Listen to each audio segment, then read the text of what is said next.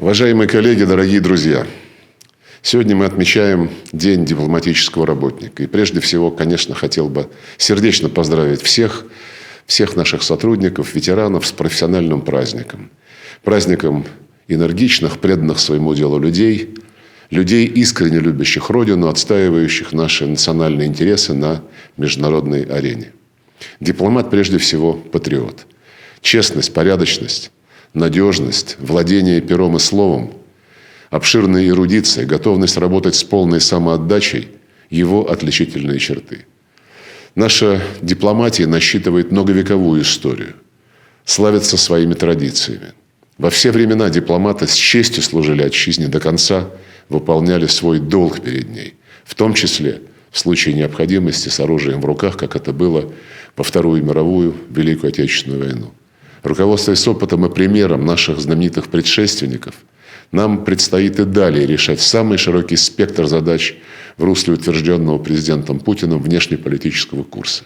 На повестке дня усилия по сохранению мира, укреплению стратегической стабильности, политико-дипломатическому преодолению кризисов и конфликтов, продвижению идеи широкой евразийской интеграции, наращиванию двустороннего сотрудничества, а также взаимодействию в рамках многосторонних объединений, включая ООН, Группу 20, БРИКС, ШОС, РИК, Евразийский экономический союз, СНГ, ОДКБ. Мы продолжим развивать экономическую дипломатию, обеспечивать интересы граждан России и наших соотечественников за рубежом.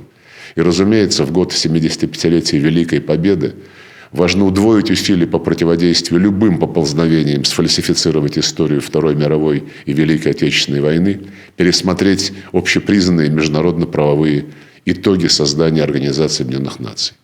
Таким образом, предстоит сделать многое, чтобы и впредь оправдывать, оказывая нам доверие руководства страны и наших граждан.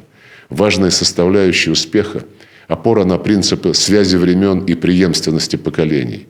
У всех нас были наставники, которые щедро делились с нами своим опытом, учили азам дипломатии, тонкостям дипломатического ремесла. Пользуясь случаем, хотел бы выразить самую искреннюю признательность дорогим ветеранам, которые и сегодня в строю и продолжают вносить вклад в общее дело. Дорогие друзья, желаю всем вам доброго здоровья, благополучия, новых свершений на благо России. Еще раз с нашим праздником!